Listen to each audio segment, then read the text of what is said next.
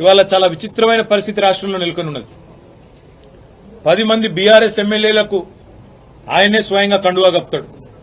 వాళ్ళ ఇళ్లకు పోయి బతిమలాడి కాళ్లు మొక్కి సామదాన భేద దండోపాయాలు ప్రయోగించి ఒక్కొక్కరిని ఒక్కో రకంగా ప్రలోభ పెట్టి ఆయననే కండువాలు కప్తాడు. ఇంటింటికి పోతాడు. ఆయననే ముఖ్యమంత్రి స్వయంగా ఎమ్మెల్యేల ఇళ్ల చుట్టూ తిరిగి కాళ్లు వేళ్లు పట్టుకొని మొత్తానికి కండువాలు కప్తాడు.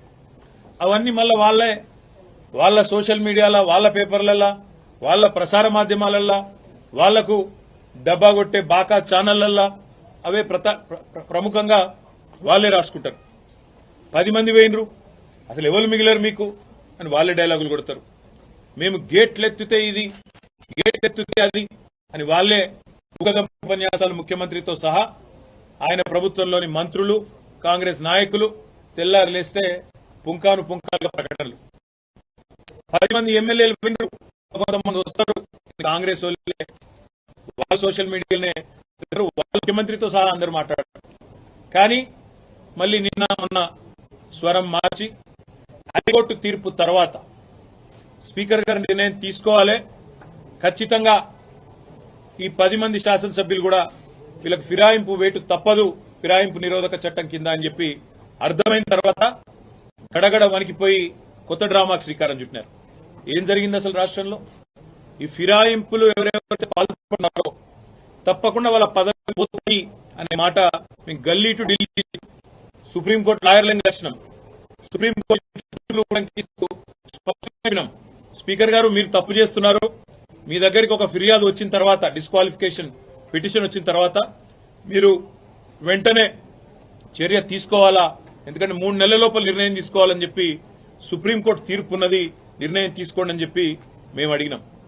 మా సోదరుడు కౌశిక్ రెడ్డి గారు, కేపీ వివేకానంద్ గారు, జగదీష్ రెడ్డి గారు అందరు కూడా ఫస్ట్ డిస్క్వాలిఫికేషన్ పిటిషన్లు సంతకం పెట్టిందే కౌశిక్ రెడ్డి, వివేకానంద్ గారు. ఇద్దరు కలిసి ఆనాడు మొదలు పార్టీ ఫిరాయించిన దానం నాగేందర్, కడియం శ్రీహరి, తెల్లం వెంకట్రావు ఈ ముగ్గురు మీద డిస్క్వాలిఫికేషన్ పిటిషన్ ఇచ్చిందే కౌశిక్ రెడ్డి. ఏం తప్పు మాట్లాడింది కౌశిక్ రెడ్డి? ఏమన్నాడు? ఎవరెవరైతే పార్టీ ఫిరాయించినరో వాళ్ళ మీద చర్య తీసుకోండి అని స్పీకర్ గారిని అడిగినాం. స్పీకర్ గారు చర్య తీసుకోకపోతే హైకోర్టుకు పోయినాం. హైకోర్టుకి పోతే హైకోర్టు తీర్పిచ్చింది, 4 వారాల్లో మీరు చర్య తీసుకోవాలి, మీరు ఏ నిర్ణయం తీసుకుంటారో ప్రకటించండి, లేని పక్షంలో సుమోటోగా 4 వారాల తర్వాత మేమే మళ్ళొక్కసారి విచారిస్తామని చెప్పి కూడా హైకోర్టు చెప్పింది. నేను హైకోర్టుకి, గౌరవ న్యాయమూర్తి గారికి కూడా హృదయపూర్వకంగా నేను ధన్యవాదాలు తెలియజేస్తా ఉన్నా బీఆర్ఎస్ పార్టీ పరంగా. ఎందుకంటే మీరిచ్చిన తీర్పు వల్ల ప్రజాస్వామ్యాన్ని గౌరవించినట్టయింది, మీరిచ్చిన తీర్పు వల్ల సుప్రీంకోర్టు తీర్పును గౌరవించినట్టయింది. అదే క్రమంలో ఎప్పుడైతే ఈ ముగ్గురు మీద తీర్పు వచ్చిందో ఆ రోజు కౌశిక్ రెడ్డి గారు మాట్లాడినారు. ఏమన్నారు కౌశిక్ రెడ్డి గారు? దమ్ముంటే రాజీనామా చేయండి, ప్రజాక్షేత్రంలోకి రండి, ప్రజాస్వామ్యం మీద నమ్మకం ఉంటే ముఖ్యమంత్రి రాహుల్ గాంధీ దమ్ముంటే రాండ్రి, ఈ 10 మందితో రాజీనామాలు చేపియండి, మీరు వెంటనే ప్రజాక్షేత్రంలో ఎవరి బలం ఏందో తేల్చుకుందామని అన్నాడు. ఈ మాట ఆ రోజు కౌశిక్ రెడ్డి ప్రెస్ మీట్ పెట్టినప్పుడు ఒక్కసారి నేను మీకు గుర్తు చేస్తా ఉన్నా. కౌశిక్ రెడ్డి గారు మొన్న హైకోర్టు తీర్పు తర్వాత మాట్లాడాడు. కానీ ఆనాడు రేవంత్ రెడ్డి గారు ఆ రోజు ప్రతిపక్షంలో ఉన్నప్పుడు, పీసీసీ అధ్యక్షుడిగా ఉన్నప్పుడు పార్టీ మారిన ఎమ్మెల్యేల మీద ఏం మాట్లాడిండో ఒకసారి గుర్తు తెచ్చుకోమని అని చెప్పింది రేవంత్ రెడ్డి. పార్టీ ఫిరాయించిన ఎమ్మెల్యేలను రాళ్లతో కొట్టి చంపమన్నాడు, సావుడప్పు కొట్టిపిస్తా అన్నాడు. పార్టీ ఫిరాయించిన ఎమ్మెల్యేలను ఉరిదీయాలే అని మాట్లాడినాడు రేవంత్ రెడ్డి. మరి ఆయన మాట్లాడిన మాటల ముందు మా పార్టీ తరఫున మాట్లాడిన నాయకులు ఎవరు కూడా ఆయన మాట్లాడినంత అసహ్యంగా, అంత చండాలంగా ఎవరు కూడా మాట్లాడలేదు. సరే, పార్టీ మారినరా లేదా అనే చర్చ ఒకవైపు జరుగుతూనే ఉంటే, ఇంకోవైపు చాలా దారుణంగా స్పీకర్ కార్యాలయం నుంచి ఏ రోజైతే హైకోర్టు తీర్పు వచ్చిందో పార్టీ ఫిరాయింపుల మీద, అదే రోజు సభా సాంప్రదాయాలన్నింటినీ తుంగలో దొక్కుతూ పార్టీ మారినా అని బాహాటంగా ప్రకటించిన శేర్లింగంపల్లి ఎమ్మెల్యే ఆరికపూడి గాంధీని పీఏసీ చైర్మన్ గా నియమిస్తూ మరి ఒక తీర్పు కాదు, ఒక ఆర్డర్ స్పీకర్ కార్యాలయం నుంచి, అసెంబ్లీ సెక్రటరియట్ నుంచి వచ్చింది. దాని తర్వాత సహజంగానే హైకోర్టును బేఖాతరు చేస్తూ సుప్రీంకోర్టు తీర్పును బేఖాతరు చేస్తారు, రాజ్యాంగ విలువలకు, అసెంబ్లీ సాంప్రదాయాలకు, పార్లమెంటరీ పద్ధతులకు అన్నిటికీ తిలోదకాలిస్తూ ఇదేం పద్ధతి, అసలు ఆయన ఏ పార్టీలో ఉన్నాడు అని మా వాళ్ళు అడిగినారు. అయితే ఎంత విచిత్రమైన పరిస్థితి అంటే ఈరోజు రాష్ట్రంలో, మొన్ననేమో నేను మారిన పార్టీ కాంగ్రెస్ పార్టీ విధానాలు నచ్చి మారినా అని చెప్పిన ఎమ్మెల్యే నిన్న మొన్నటి నుంచి నేను బీఆర్ఎస్ పార్టీలోనే ఉన్నా, నేను ఎక్కడికి పోలే, 10 మంది ఇక మాకు తప్పది పదవి గండం పోయితుంది మా పదవి అని చెప్పి కొత్త రాగం ఎత్తుకున్నారు. దాన్ని మా సోదరుడు ప్రశ్నిస్తే ఆయన ఇంటి మీదకి పోలీస్ ఎస్కార్ట్ పెట్టి డీసీపీలు, అడిషనల్ డీసీపీలు, ఏసీపీలు, సీఐలు ఒక గేటెడ్ కమ్యూనిటీ లోపలికి ఒక 50-100 మంది గూండాగాలు చొచ్చుకొని వచ్చి ఇవాళ ఒక ఎమ్మెల్యే ఇంటి మీద దాడి చేసే పరిస్థితి ఇప్పుడే మేము చూసినాం. ఎమ్మెల్యే గారి ఇంటి మీద దాడి చేయడమే కాదు, వారి ఇంట్లో ఉండే పెద్దలు, వారి తల్లిదండ్రులు వచ్చినప్పుడు కానీ లేదా వారి మామగారు వచ్చినప్పుడు కానీ ఉండే రూమ్, ఆ రూమ్ మీద మొత్తం అద్దాలు బలగొట్టిండ్రు. అందులో ఉన్న పెద్దలకు ఏమన్నా అయ్యింటే, ఏమన్నా జరిగింటే, జరగకూడదు ఏమైనా జరిగింటే ఎవడు బాధ్యుడు? రేవంత్ రెడ్డా లేకపోతే ఇక్కడ దాడి చేయడానికి వచ్చిన ఆరికపూడి గాంధీ? ఈ రకమైన గూండాగిరి, ఈ రకమైన దౌర్భాగ్యం హైదరాబాద్ 10 ఏళ్లలో ఎన్నడూ లేదు. ఒక ఎమ్మెల్యే ఇంటి మీదనే దాడి, అది ఎమ్మెల్యే ఇంటి మీదకి దాడికి వస్తుంటే ఫ్యాక్షన్ సినిమాల్లో చూపెట్టినట్టు కార్లకెళ్లి బయటికి వెళ్లాడుకుంటా 20 బండ్లు పెట్టుకుని లైవ్ పెట్టుకుంటా ఆడికెళ్లి ఇటు దాకా పోలీస్ ఎస్కాట్లో వచ్చిరంటే చేతగాని ఒక హోంమంత్రి, చేతగాని ముఖ్యమంత్రి ఈరోజు రాష్ట్రానికి ఉండడం వల్లనే ఈ దౌర్భాగ్యం దాపురించింది. అసలు రేవంత్ రెడ్డి నేను అడుగుతా ఉన్నా, నువ్వు ముఖ్యమంత్రివేనా? అసలు నీకు అర్హత ఉందా? ఇవాళ హైదరాబాద్ లో నడి వీధిలో ఈ రకమైన గూండాగిరి చేస్తే రేపు జరగకూడదు ఏమైనా జరిగితే ఎవడు బాధ్యుడు? నువ్వా, నీ ప్రభుత్వమా, నీ డీజీపా? ఎవరు తీసుకుంటారని నేను అడుగుతా ఉన్నా. ఇంత దుర్మార్గమా? నీకు కనీసం హైదరాబాద్ లో లా అండ్ ఆర్డర్ కంట్రోల్ చేసే ముఖం లేదు. పేపర్లు రాస్తున్నాయి, మన ఆంధ్రజ్యోతి రాసింది 30 రోజుల్లో 28 మర్డర్లు. ఈనాడు రాస్తుంది ఈ నగరానికి ఏమైంది అని. అదేమి చేతగాదు చేసేది. హోంమంత్రి ఉన్నాడో లేడో ఎవరికి తెలియదు, ముఖ్యమంత్రి ఎక్కడున్నాడో ఎవరికి తెలియదు. ఢిల్లీకి ఎక్కే విమానం దిగే విమానం అన్నట్టు 22 సార్లు ఎక్కడూ దిగుడు తప్ప పీకిందేమీ లేదు. కనీసం హైదరాబాద్ లో శాంతి భద్రతలను కంట్రోల్ చేయలేని దౌర్భాగ్యపు ముఖ్యమంత్రి ఇవాళ ఒక ఎమ్మెల్యే ఇంటి మీదికి మాత్రం గూండాలను పోలీసులు ఎస్కాటించి పంపిన ఒక దౌర్భాగ్యపు చరిత్రహీన ముఖ్యమంత్రిగా రేవంత్ రెడ్డి మిగిలిపోతాడు.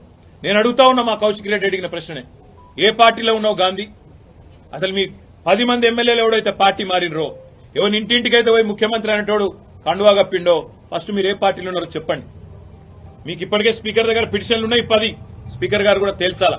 ఇవన్నీ కాదు, ఇవేమీ లేదు, మేము రైతు రుణమాఫీ మీద అడిగితే, లేదా వరద బాధితుల తరఫున ప్రశ్నిస్తే, లేదా రైతు బంధు ఎప్పుడేస్తావని అడిగితే, మహిళా సోదరిమణులకు 2500 ఎప్పుడు ఇస్తావని అడిగితే, లేదా పెన్షన్లు ఎప్పుడు పెంచుతావని అడిగితే, 100 రోజుల్లో గ్యారంటీలు అమలు చేస్తా అన్న సన్నాసి ఎక్కడ తెచ్చిండు ముఖ్యమంత్రి అని అడిగితే తట్టుకోలేక హెడ్లైన్ మేనేజ్మెంట్ కోసం, అటెన్షన్ డైవర్షన్ కోసం ఒక దిక్కు హైడ్రా అని హైడ్రామా, ఇంకో దిక్కు ఈ రకంగా ఎమ్మెల్యేల ఇంటి మీదకే గూండాలను పంపడం అంటే దీనికంటే సిగ్గుచేటు ఇంకొకటి ఉండదు.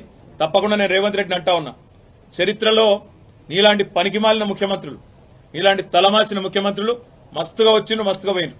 పెద్ద పెద్దోళ్లతోనూ కొట్లాడినాం, చంద్రబాబుతో కొట్లాడినాం, రాజశేఖర రెడ్డితో కొట్లాడినాం, కిరణ్ కుమార్ రెడ్డితోని, రోషయ్య గారితో ఎంతో మందితో తలపడ్డాం. నువ్వు వాళ్ళందరికంటే కూడా చాలా చిన్నోడు, చిట్టినాయుడు, నువ్వు చాలా చిన్నోడవు. నేను మా దగ్గర మా భాషలో చెప్పాలంటే హైదరాబాద్ లో బుల్లబ్బాయి అంటారు నీలాంటి వాళ్ళు. ఇలాంటి బుల్లబ్బాయిలు చిట్టినాయుడులో చాలా మందిని చూసినాం. ఏం ఫరక్ పడేది కూడా ఏం లేదు, ఏం ఇంటికి కూడా వీకలేవు. కానీ ఏదో పైశాచికానందం 4 రోజులు ముఖ్యమంత్రి పదవిలో కూర్చున్నా, నేనేందో పెద్దోడిని అయిపోయినా అనేదో ఎగిరిగిరి పడతా ఉన్నావు. రేవంత్ రెడ్డి గారు అధికారం ఎవరికి శాశ్వతం కాదు. నువ్వు ఒక దుష్ట సాంప్రదాయానికి తెరలేపుతా ఉన్నావు. ఇది తప్పకుండా నిన్ను దహిస్తుంది, నిన్ను వెంటాడుతుంది. రేపు నువ్వు పదవిలోకి వెళ్ళి దిగిపోయినాక తప్పకుండా నువ్వు ఈ రోజు ఏదైతే దుష్ట సాంప్రదాయాలు నెలకొల్పుతున్నావో ఇవన్నీ నీకే చుట్టుకుంటాయనే మాట కూడా నేను వారిని హెచ్చరిస్తా ఉన్నా. తప్పకుండా ఈ 10 మంది మీద వేటు వేయాల్సిందే. అదేవిధంగా కౌశిక్ రెడ్డి గారి ఇంటి దాకా గూండాలను తీసుకొచ్చిన పోలీసులు ఎవరైతున్నారో వాళ్ళని కూడా వదిలిపెట్టాం. తప్పకుండా అవసరమైతే కోర్టు ద్వారా పోరాడతాం, అవసరమైతే న్యాయపరమైన ప్రయత్నము చేస్తాం. డీజీపీ గారు కనుక స్పందించి ఇక్కడ ఏసీపీ, సిఐ ఎవరైతే దగ్గర ఉండి మరి గూండాలను తీసుకొచ్చి గేటెడ్ కమ్యూనిటీ లోపలికి తీసుకొచ్చి ఎమ్మెల్యే ఇంటి మీద దాడి చేయించడానికి అన్ని రకాలుగా ఇక్కడ రంగం సిద్దం చేసినారో వాళ్ళని తప్పకుండా సస్పెండ్ చేయాలి, వాళ్ళ మీద చర్య తీసుకోవాలని చెప్పి కూడా నేను కోరుతా ఉన్నా. ఒకటి మాత్రం పక్కా, నువ్వెన్ని డైవర్షన్ గేమ్లు ఆడినా, నువ్వెన్ని రకాల హెడ్లైన్ మేనేజ్మెంట్లు చేసినా, నువ్వెన్ని రకాల ప్రయత్నాలు చేసినా నిన్ను మాత్రం బీఆర్ఎస్ పార్టీ వదిలిపెట్టది.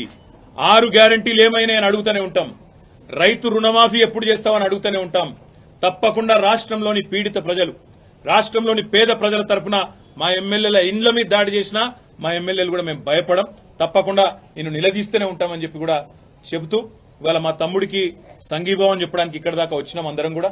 తప్పకుండా భవిష్యత్తులో కూడా ఏ ఒక్క నాయకుడు, ఏ ఒక్క కార్యకర్త మీద ఎక్కడ ఇలాంటి సంఘటన జరిగినా అందరం కూడా అందుబాటులో ఉంటాం. అందరం కూడా తప్పకుండా తరలి వస్తామని చెప్పి కూడా తెలియజేస్తూ, మొన్న ఇక్కడికి వచ్చిన హరీష్ రావు గారిని, మా గౌరవ సీనియర్ శాసనసభ్యులందరినీ కూడా తలకొండపల్లికి తీసుకుపోయి, ఇంకెక్కడెక్కడికో తీసుకుపోయి అష్టదిగ్బంధం చేసి ఎక్కడెక్కడికో తీసుకుపోదాం అనుకుంటే ఎక్కడికక్కడ ప్రజలు స్వచ్ఛందంగా వేలాదిగా ముఖ్యమంత్రి సొంత జిల్లాలోనే ప్రభుత్వానికి చుక్కలు చూపెట్టినారు.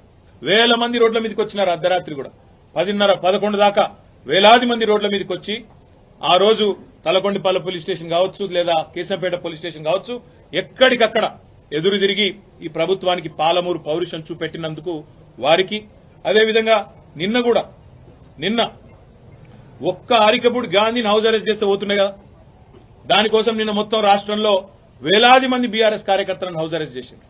కానీ గాంధీకేమో ముంగట పోలీస్ ఎస్కాట్లు, మంచిగా బ్రహ్మాండంగా ఏసీపీలు, డీసీపీలు దగ్గరే ఉండి గూండాలను తీసుకొచ్చి ఇక్కడ దాడి చేపించిండ్రు. అక్కడ మాత్రం మొత్తం రాష్ట్రంలో వేలాది మంది మా కార్యకర్తల నాయకులను హౌస్ అరెస్ట్ చేయడం జరిగింది. ఇది ఏ రకంగా మంచిదో రాష్ట్ర ప్రజలు కూడా ఆలోచించాలని చెప్పి కోరుతూ, ఈ హింసాయుతమైన పద్ధతులు 10 ఏళ్లలో తెలంగాణలో ఎన్నడూ చూడలే. ఎన్నడూ తెలంగాణలో ప్రాంతీయం, మన రాష్ట్రం ఏర్పడిన తర్వాత ప్రాంతీయ భాష పేరు మీద గాని, ప్రాంతీయ తత్వం పేరు మీద గాని, ఆంధ్ర తెలంగాణ పంచాయతీలు గాని ఎక్కడ జరగలేదు. 10 ఏళ్ల మా ఆచరణనే దానికి సాక్ష్యం. మేము చెప్పినాం, తెలంగాణ వచ్చిన తర్వాత ఈ పంచాయతీలకు మనకు టైం ఉండదు, అభివృద్ధి సంక్షేమం దాని మీదే ఉంటామని చెప్పినాం, అట్లే నడిపినాం. కానీ ఇలా హైదరాబాద్ లో ఈ పనికి మాలిన ముఖ్యమంత్రి నాయకత్వంలో కొత్తగా ప్రాంతీయ తత్వాన్ని కూడా రెచ్చగొట్టే విధంగా చిల్లరమల్లర ప్రయత్నాలు చేస్తా ఉన్నారు. ఇవేవి చెల్లవు రేవంత్ రెడ్డి. నువ్వెన్ని రకాల డైవర్షన్ గేమ్లు ఆడినా నిన్ను వదిలిపెట్టాం. 6 గ్యారంటీల అమలు మీద పట్టు పడతాం. ప్రధాన ప్రతిపక్షంగా ఈ పార్టీ సంగతి కూడా తప్పకుండా ప్రజాక్షేత్రంలోనే చెప్తామని చెప్పి నేను తెలియజేస్తాను. Thank you. కేటీఆర్ గారు సమాధానం చెప్పండి.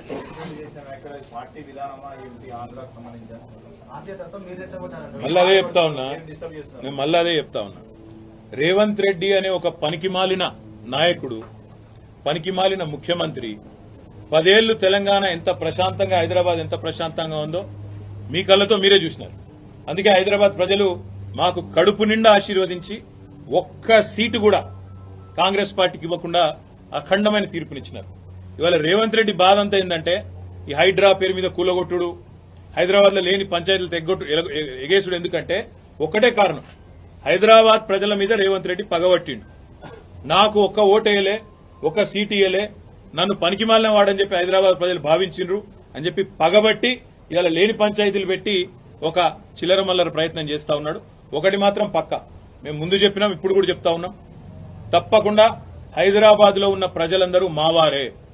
కేసీఆర్ గారు ఈనాడు కాదు, తెలంగాణ రాకముందు చెప్పిండ్రు, తెలంగాణ వచ్చినాక చెప్పినారు.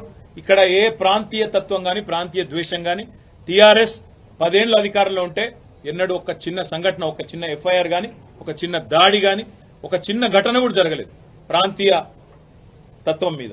ఇప్పుడు కూడా ఉండదు, ఉండబోదు. తప్పకుండా మరి గాంధీ చేసిన వ్యాఖ్యలు కూడా ఒకసారి పరిశీలించాలని నేను కోరుతా ఉన్నా. కౌశిక్ రెడ్డి మీద నోటికొచ్చినట్టు బూతులు మాట్లాడడం, నోటికొచ్చినట్టు కౌశిక్ రెడ్డి గారి కుటుంబాన్ని తిట్టడం, బజారు భాష మాట్లాడడం, ఇదేనా రేవంత్ రెడ్డి నేర్పుతున్న సంస్కృతి అని చెప్పి కూడా నేను అడుగుతా ఉన్నా. తప్పకుండా మా పార్టీ పరంగా మాత్రం 100% ఈ ప్రభుత్వాన్ని మాత్రం వదిలిపెట్టాం. ప్రజలకిచ్చిన హామీలు తప్పకుండా నెరవేర్చేదాకా ఎంబడబడతాం అనే మాట మళ్ళీ ఒకసారి చెప్తాం. గాంధీ స్టిల్ బీఆర్ఎస్ లోనే ఉన్నా అంటున్నాడు. నేను కావాలా, కౌశిక్ రెడ్డి కావాలా తెలుసుకోమంటున్నాను. దీన్ని కామెడీ అంటారు.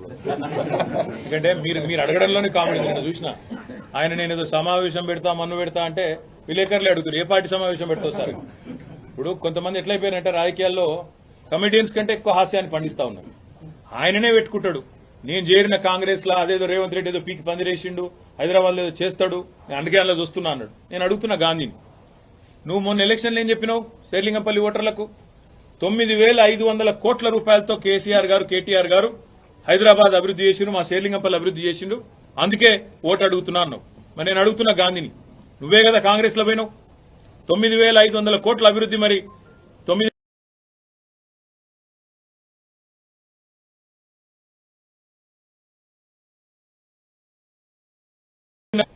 ఎందుకు అలా దానికి